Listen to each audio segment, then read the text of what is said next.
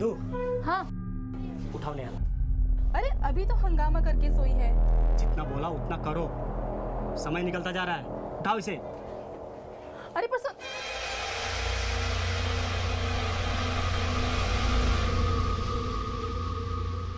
बीवी से भी ज्यादा जरूरी काम था कि उसके मर्डर के बाद भी तुम कोलकाता में रह गए। अरे साहब, हम आपको पहले ही बता चुके हैं, कविता से हमारा कोई रिश्ता ही नहीं था जो उसके लिए हम भागकर यहाँ आ जाते। लेकिन उस दिन पुलिस स्टेशन में तो कुछ और ही कह रहे थे। वो हम अपने बाबूजी की वजह से बोल रहे थे कि ताकि लोगों में उनकी बदनामी ना हो। लेकिन सच तो यही है कि कविता से हमारा संबंध कब का खत्म हो चुका था। कविता के साथ संबंध खत्म हो चुका था, लेकिन उसकी प्रॉपर्टी के साथ तो खत्म नहीं हुआ था ना। उसकी एक एक इंच की प्रॉपर्टी तूने और तेरे बाप ने बेच डाली, और जब उसके पास कुछ नहीं बचा बेचने के लिए तो तूने उसे जान से मार डाला।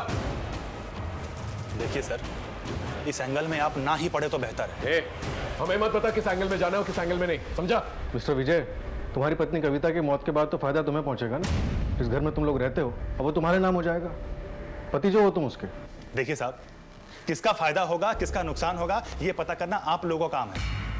कविता के मौत से हमारा कोई लेना देना नहीं है, हम बस अपना बिजनेस सेटअप कर रहे हैं। ठीक है, जा सकते हो। धन्यवाद। दुबे, जिस दिन कविता आई थी पुलिस स्टेशन, उसी दिन हमें अलर्ट हो जाना चाहिए। हम कर भी क्या सकते थे सर, कविता खुद ही कोई एक्शन नहीं लेना चाहती थी। और एक बात सर, अगर कविता वाकई में इतनी दबी कुचली थी कि सब कुछ इनके नाम कर दिया था, इनके खिलाफ कोई एक्शन नहीं लेना चाहती, तो इन लोगों के लिए तो सब कुछ ठीक ठाक था, फिर ये मर्डर का रिस्क क्यों लेंगे? दुबे, पति पत्नी के रिश्ते ठीक नहीं थे, लेकिन घर में दो और मर्द भी थे, अशोक और वो नौकर बसंत। हो सकता है प्रॉपर्टी का मामला ना होगा, बात कुछ और है। बसंत का तो नहीं पता साहब, लेकिन कुछ दिन पहले हम कविता मैडम के घर कपड़े देने गए थे तो वहाँ हमें बसंत का दोस्त चमन मिला था। निकल बाहर। गलती हो गई भाभी जी, गलती। कहाँ से आ जाते? अरे क्या हुआ भाभी जी, इसने कुछ किया क्या? बताइए तो अभी ठीक किए देता हूँ। नहीं नहीं भैया, आप रहने दीजिए, हम देख लेंगे। तू निकल यहाँ से। हुआ क्या था? अब हुआ क्या था ये तो पता नहीं, लेकिन कविता मैडम बहुत गुस्से में थी। फटाफट बता दे कविता के घर क्यों गया था, मैं तो करूँ तेरी खातिरदारी। बताता हूँ साहब, सब सच बताता हूँ। मेरी तो मती मारी गई थी साहब, जो मैं उधर गया था।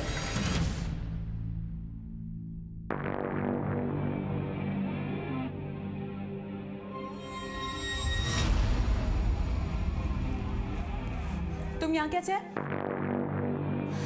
तुम चमन हो ना, बसंत के दोस्त? हाँ मैडम।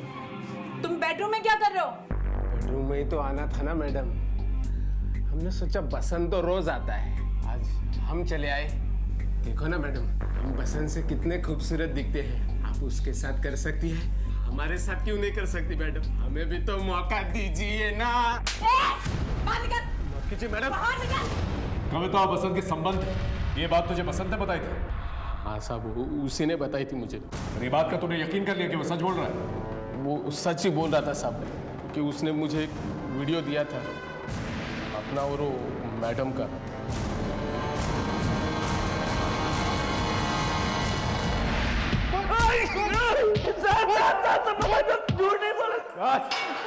उठा सर, उठा। साहब हम जबरदस्ती नहीं किए थे, बस हो गया था। साइन कर इस पे अभी।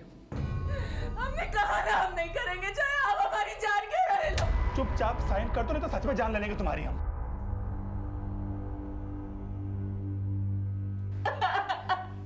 भाभी जी, सब ठीक हो जाएगा। कैसे होगा सब ठीक?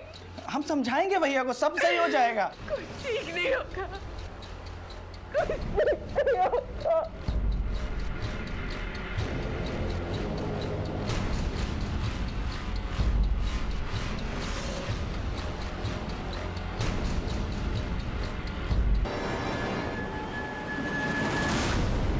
हमारी बहू नौकर के साथ, ये दोनों हमारी पीठ के पीछे।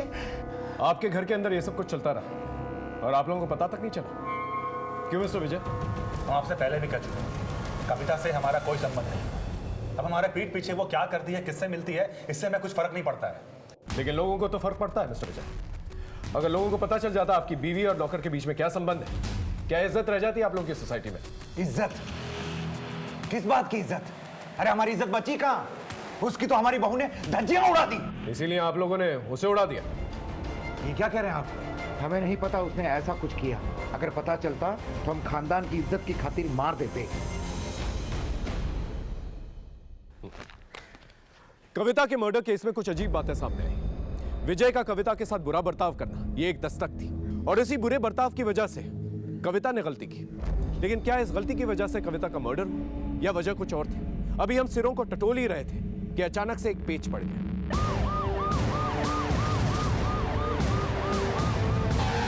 एक राज तो पहले से फाश कर चुका था, और ना जाने कितने राज थे जिसे छिपाने के लिए इसे हमेशा के लिए खामोश कर दिया गया। दुबे, इसकी पूरी की पूरी इंफॉर्मेशन निकाल।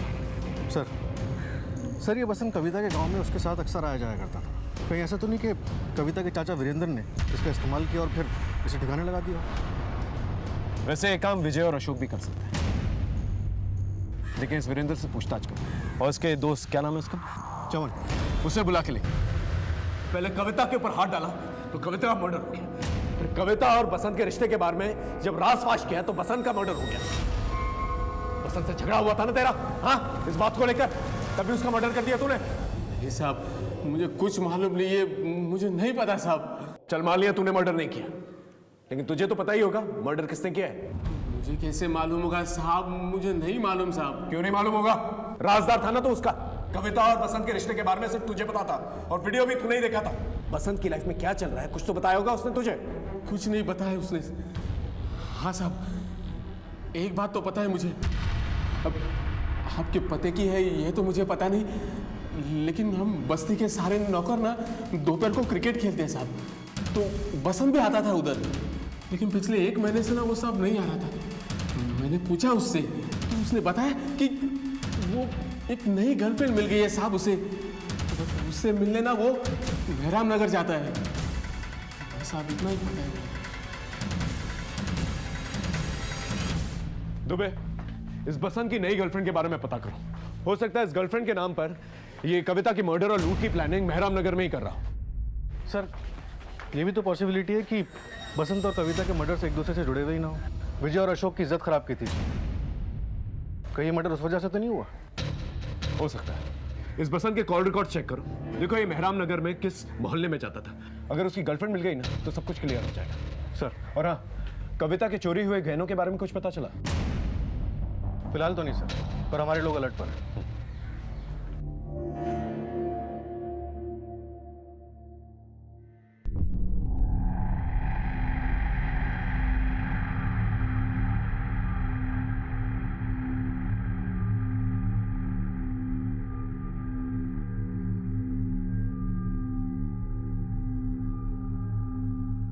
सुनिए ना, एक बार चलते हैं ना, हमने खुद बात की है। देख, मुझे अपना काम करने दे।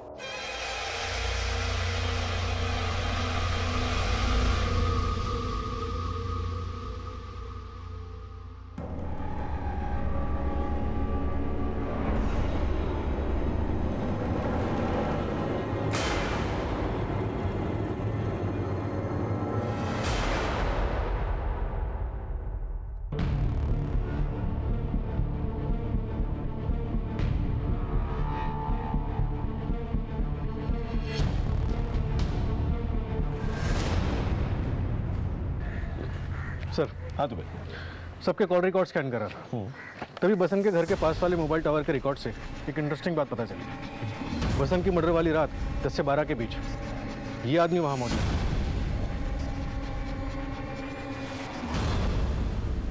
वाह अशोक साहब, मान गए हम आपका। हम कातिल की तलाश घर के बाहर कर रहे थे और कातिल तो घर के अंदर ही है। कौन कातिल? आप। ये रही आपकी मोबाइल लोकेशन। जिस रात बसंत को मारा गया उस रात को आप उसकी कॉलोनी में थे। क्या करने गए थे वहां पर आप? बसंत की अक्ल ठिकाने लगाने गए थे। हमारे घर में खाया और हमारी पीठ पीछे छुरा घोंपा उसने, और उसी छुरे से फिर आपने उसे मार डाला? इरादा तो यही था, मगर वो घर पे नहीं था, ताला लगा हुआ था, इसीलिए हम लौट आए। हम कैसे मान लें आप सच बोल रहे हैं? हाँ तो मत मानिए, मत मानिए, क्या फर्क पड़ेगा? बिठा के रखिए हमें यहाँ पे और घूमने दीजिए कातिल को आजाद। हमारे इस केस के साथ साथ दूसरी जगह इस केस से रिलेटेड कुछ हलचल चल रही थी जो हमारे इस केस को सुलझाने वाली थी।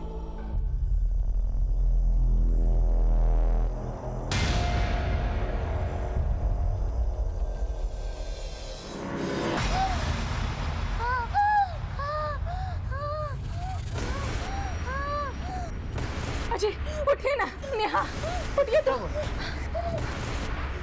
नेहा, नेहा, क्या हुआ बेटा? क्या हुआ? नेहा, क्या हुआ कुछ नहीं होगा बेटा, कुछ नहीं होगा बेटा। हमने जो मंत्री पानी दिया था तुमने पिलाया था ना? हाँ मिलाया था। कुछ नहीं होगा बेटा, कुछ नहीं होगा, कुछ नहीं होगा बेटा, कुछ नहीं होगा बेटा।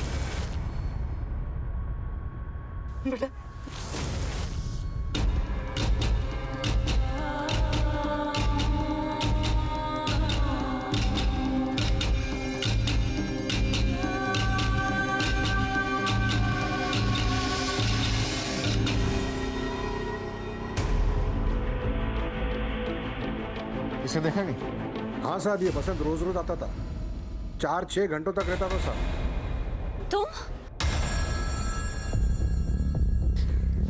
तुम यहाँ क्या कर रहे हो? इससे पहले कि कोई देख ले अंदर चलो। चलो।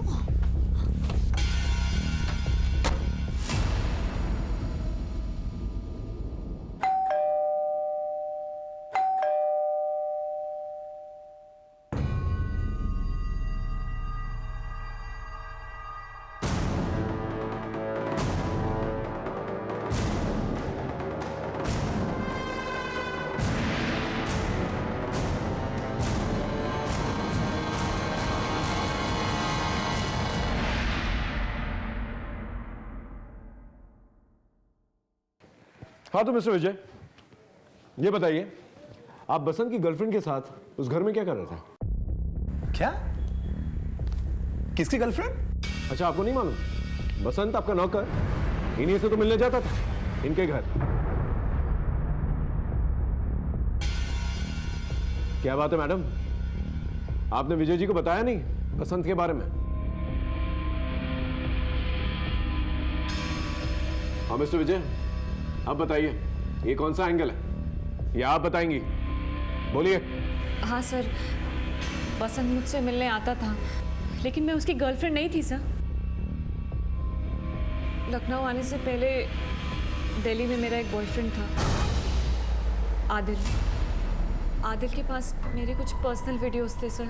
वो तो मुझे ढूंढता ढूंढता यहाँ लखनऊ तक आ गया था सर। जब उसे विजय के बारे में पता लगा तो वो मुझे ब्लैकमेल करके सेक्सुअली एक्सप्लॉइट करने लगा था। मैं तंग आ गई थी सर, लेकिन कुछ कर नहीं पा रही थी, चुपचाप सब सह रही थी। फिर एक दिन विजय ने बसंत के हाथों एक पार्सल भेजा मेरे घर। उस वक्त आदिल भी था और बसंत ने मुझे और आदिल को साथ में देख लिया।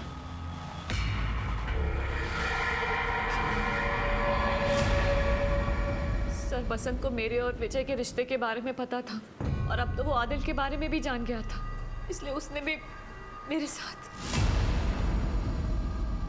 अरे काहे रो रही हो मैडम? है जब इतना प्रसाद आप विजय भैया और आदिल साहब को बांट चुकी हैं तो थोड़ा हम भी चख लिए तो क्या हो गया, बताइए। हैं? सर, मना करने पर वो विजय को बता देने की धमकी देता था मुझे। मैं पूरी तरह से फंस गई थी सर। सर, आदिल तो लखनऊ आने पर परेशान करता था, पर ये बसंत, इसने तो रोज का काम बना लिया था। अरे कभी भी आ जाता था सर। अब समझ में आने लगा है कि कविता और बसंत का मर्डर क्यों हुआ था। आप मिस्टर विजय, कविता आपकी कानूनी पत्नी थी ना, और उसके रहते हुए आप साक्षी से शादी तो नहीं कर सकते, इसलिए आपने कविता को मार डाला। और साक्षी जी, आपको बसंत से छुटकारा चाहिए था, इसलिए आपने बसंत को मार डाला। ये क्या कह रहे हैं सर आप? मैंने किसी को नहीं मारा। इनफैक्ट बसंत ने मेरा पीछा छोड़ने के लिए मुझे खुद फोन किया था। आज हमको पुलिस ने उठा लिया था। देखिए, हम आप लोगों के चक्कर में और नहीं पड़ना चाहते। आप एक काम करिए, आप सिर्फ 5 लाख का इंतजाम कर दीजिए, हम अपने गांव चले जाएंगे। 5 लाख रुपए? अरे हम कहां से लाएंगे 5 लाख रुपए? हमें नहीं पता कहां से लेके आएंगे, हमें 5 लाख रुपए चाहिए, मतलब चाहिए, नहीं तो हम सब बता देंगे। अरे बसंत, लेकिन सर, मेरे पास जितने भी पैसे और जेवर थे मैं सब उसकी बताई हुई जगह पे लेके पहुंची थी। मैं सच कह रही हूँ सर, मैंने बसंत को नहीं मारा। इनफैक्ट मेरे वहां पहुंचने से पहले किसी ने उसका मर्डर कर दिया था। तो मिस्टर विजय, आपका क्या कहना है इस मर्डर के बारे में? अब हमारे बोलने से क्या हो जाएगा सर? आप तो वही मानेंगे ना जो आप पहले से मानकर बैठे हैं। लेकिन मैं आपको यही कहूंगा कि कविता के मर्डर से मेरा कोई लेना देना नहीं है, और ना ही इस बसंत के मर्डर से।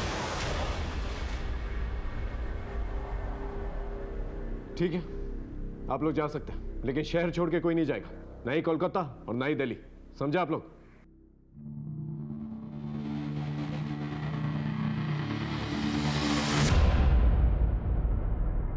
विजय सॉरी सॉरी। तुम्हारे सॉरी तो हम अचार डाले। एक नौकर के साथ में सोती रही और हमको धोखे में रखा। आज से हमारा रिश्ता खत्म। 10 दिन का टाइम दे रहा हूं, चुपचाप हमारा घर खाली कर दो, समझी तुम? विजय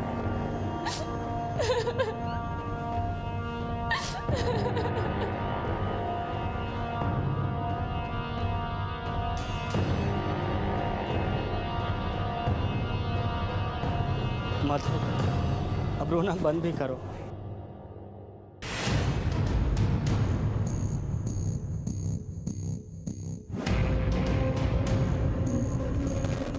अब रोना बंद भी करो।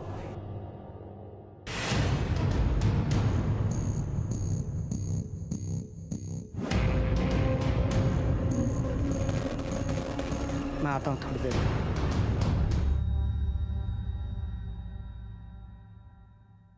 अब इस केस में ठहराव सा आ गया था। हमारी हर एक लीड डेड एंड पे पहुंच रही थी कि अचानक से इस ठहरे हुए पानी में एक कंकरी गिरी और हलचल मच गई और मेरी टीम हरकत में आ गई। सर अभी अभी एक खबर आई है।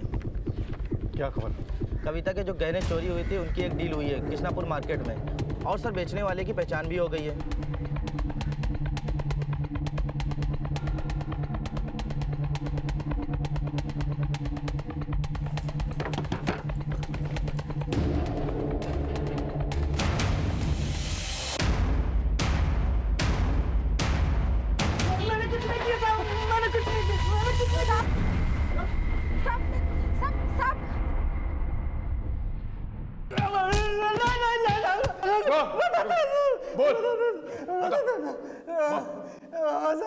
हम नहीं मारा था उस औरत को, लेकिन पैसों के लिए नहीं मारा था साहब।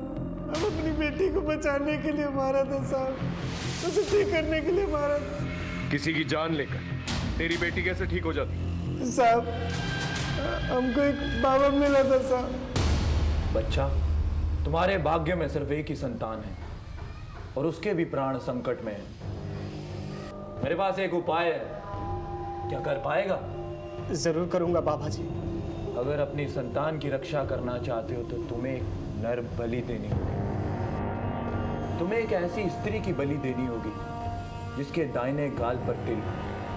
आज से 7 दिन बाद अमावस्या की रात है। उस रात से पहले कोई ऐसी स्त्री को ढूंढो और उसकी बलि दो। उसके द्वारा धारण किए हुए सभी आभूषणों, याद रहे एक भी आभूषण उसके शरीर पे ना रह पाए। सारे के सारे आभूषण उसके शरीर से उतार लेना और उन आभूषणों को नीम के पानी में उबालकर अगली पूर्णमासी तक हर रात 12 बजे अपनी संतान को नहलाना। वो स्वस्थ हो जाएगी बच्चा। लेकिन बाबा जी, हम ऐसी स्त्री को ढूंढेंगे कहाँ जिसके दाहिने गाल पर तिल हो? अगर हृदय से ढूंढोगे तो भगवान स्वयं तुम्हारी मदद करेगा। हम अपनी बेटी को मरते हुए नहीं देख सकते थे साहब। 2 दिन तक वैसी औरत को बाजार, सड़कों पर हर जगह ढूंढा साहब, लेकिन वो नहीं मिली। फिर एक दिन एक घर से काम के लिए फोन आया साहब।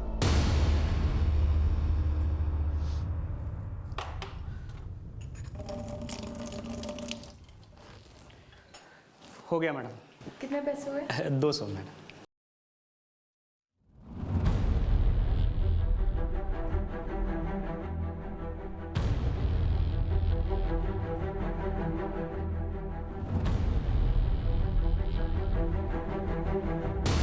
हमें जैसी औरत की तलाश थी वो हमें मिल गई थी साहब। आप हमको माफ कर दो मेम साहब, आपके मरने से ही हमारी बेटी ठीक हो सकती है। तुम्हें कोई बेवकूफ बना रहा है। मेरे मरने से भला तुम्हारी बेटी कैसे ठीक हो सकती है? ठीक हो सकती है, बाबा जी ने कहा है, और ये हमको करना ही होगा मेम साहब। बाबा ने हमको जैसा बताया था हमने सब कुछ वैसा ही किया था साहब। फिर भी हमारी बेटी नेहा मर गई साहब। नेहा के जाने के बाद हमारे इस शहर में बचा ही क्या था? जो कुछ भी था मैं उसे बेचकर अपने गांव जा रहा था सर। तेरे इस अंधविश्वास की वजह से नहीं केवल कविता की जान गई, बल्कि तू अपनी बेटी का भी हत्या है। उसे डॉक्टर की जरूरत है। कविता के घर से किसने फोन किया था तुझे काम के लिए? सर, बसंत।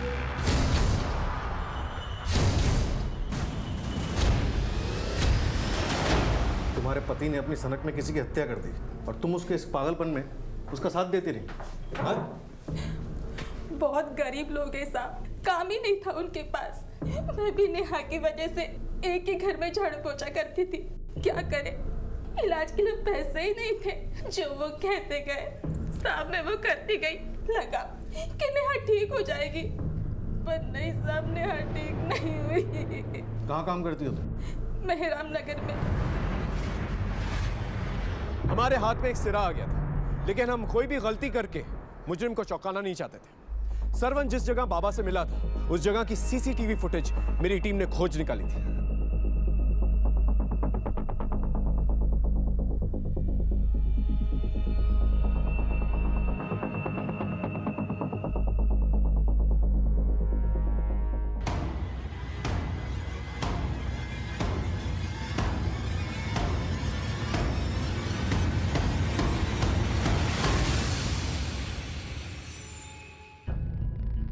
हाँ साहब, अभी कुछ ही दिन पहले मैंने ये बाबा का फुल गेटअप बेचा था।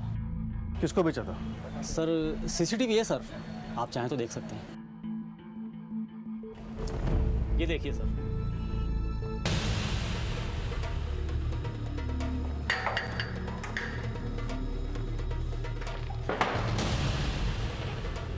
तुम्हें यहां पर इसलिए बुलाया गया है क्योंकि तुम ही वो मास्टरमाइंड हो जिसने बसंत और कविता का मर्डर प्लान किया।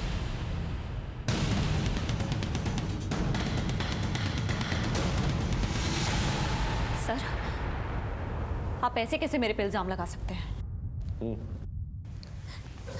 क्योंकि कविता का मर्डर करने वाली सरवन की बीवी मधु तुम्हारे यहाँ काम करती थी। कहाँ काम करती हो तुम? मेहराम नगर में साहब, साक्षी मैडम की यहाँ। मधु मेरे यहाँ काम करती है, उसका आदमी नहीं। हम जानते थे आप कुछ ऐसा ही बोलेंगी, इसलिए हम पूरी तैयारी के साथ आए। दुबे लेके आओ उसे।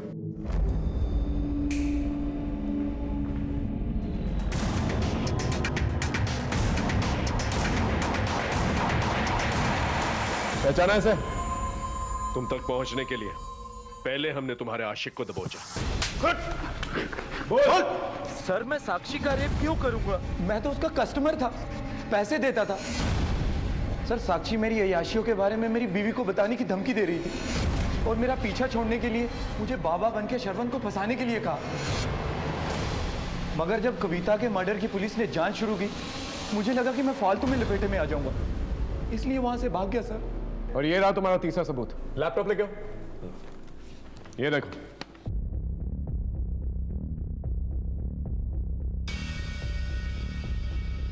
ये तुम ही हो ना बाबा का गेटअप लेने के लिए दुकान पे गई थी? अब साक्षी मैडम, ये सारे लिंक्स आप ही जोड़ेंगी या आपका मुंह खुलवाने के लिए इन्हें बोलो? मैडम की अच्छी तरह से खातेदारी कर। बता दो सर। हाँ, बताती हूँ। बोलो। सर, वो दिल्ली में जॉब के दौरान मुझे एस्कॉर्ट सर्विसेज के बारे में पता चला था। मैंने पैसा कमाने के लिए एस्कॉर्ट सर्विसेज ज्वाइन कर ली। 2 साल पहले विजय मुझे सोशल मीडिया पर मिला था, फिर हमारा अफेयर हो गया। विजय को मेरे एस्कॉर्ट होने के बारे में अंदाज़ा भी नहीं था। उसने मुझे शादी के लिए प्रपोज किया था। उसके पास पैसे भी थे बहुत सारे।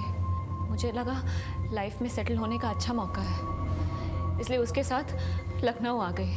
पर यहाँ की मुझे पता लगा कि वो तो पहले से ही शादीशुदा है। विजय ने अपनी पत्नी को तलाक देने के लिए मुझे यकीन दिलाया, लेकिन वो कविता, वो उसे तलाक देने के लिए रेडी नहीं थी। हमने कहा ना हम साइन नहीं करेंगे। पहले आपने जहां जहां बोला आपसे बिना कोई सवाल किए हमने साइन कर दिए, पर ये तलाक के पेपर पे हम साइन नहीं करेंगे। कविता विजय को तलाक देने के लिए राजी नहीं हो रही थी, इसलिए मैंने डिसाइड किया कि इस कविता को तो रास्ते से हटाना होगा। और तब मुझे मधु से सरवन के अंधविश्वास का पता चला। क्या बताए ना इंसाफ, एक तो बेटी का दुख और ऊपर से हमारा ये पति। इतना टोना टोटका करता है कि अगर कोई बाबा उससे कहे ना किसी की गर्दन काट के लेकर आओ तो वो भी लेके आए। फिर मैंने सरवन के अंधविश्वास का फायदा उठाया। सरवन को तो मैंने फंसा ही लिया था और इस बसंत को भी पैसे का लालच देकर अपने प्लान में शामिल कर लिया। बसंत से सरवन को कॉल करवाकर कविता से मिलवा दिया। बसंत को क्यों मारा? जब पुलिस ने उसे उठाकर पूछताछ की तो वो डर गया था। हम आज गांव जा रहे हैं, हमें 5 लाख रुपए चाहिए, वरना हम तो फंसेंगे ही, तुम्हें भी नहीं छोड़ेंगे। मैं अगर उसे 5 लाख रुपए दे भी देती ना सर, तब भी वो हमेशा के लिए मेरे लिए खतरा बना रहता। इसलिए विजय की प्रॉपर्टी पाने के लिए इतनी प्लानिंग की, लेकिन तुम ये भूल गई कि किसी की मौत से जिंदगी नहीं पाई जाती। अब सारी जिंदगी काल कोठरी में बिताना।